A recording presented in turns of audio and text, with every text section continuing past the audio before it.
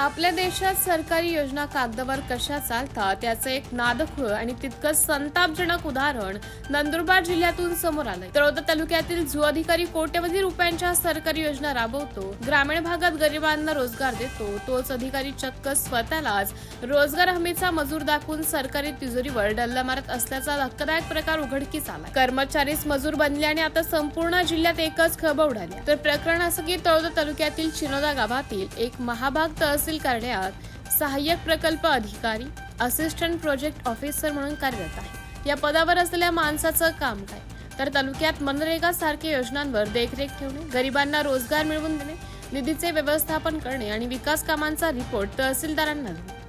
थोडक्यात सांगायचं तर तालुक्याच्या विकासाची दोरी ज्याच्या हातात आहे त्याच अधिकाऱ्याने स्वतःला चक्क केळीच्या फळबागेत मजूर म्हणून दाखवले। बरं, स्वतःच्या शेतात नाही तर दुसऱ्याच्या शेतात मजूर दाखवून हा अधिकारी सरकारी योजनेचे पैसे लाटत असल्याचा आरोप होतोय।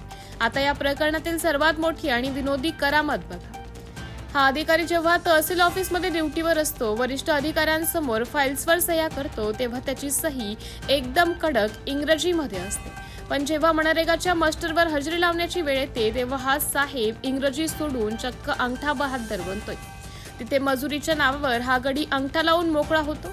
अधिकार पदाचा गैरवापर करून जनतेच्या हक्काचा पैसा कसा? पण या सगळ्यात मोठा प्रश्न म्हणजे उपस्थित होतोय तो म्हणजे कृषी विभागावर। ज्या मास्टरवर या अधिकाऱ्याने अंगठा लावलाय त्या मास्टरवर कृषी विभागाने डोळे झाकून सह्या कशा केल्या? तालुक्यात कोण अधिकारी आहे आणि कोण मजूर याची साधी माहिती कृषी विभागाच्या अधिकाऱ्यांना नसावी की यामध्ये कृषी विभाग आणि या सहाय्यक प्रकल्प अधिकाऱ्याचे काही मधुर संबंध आहेत?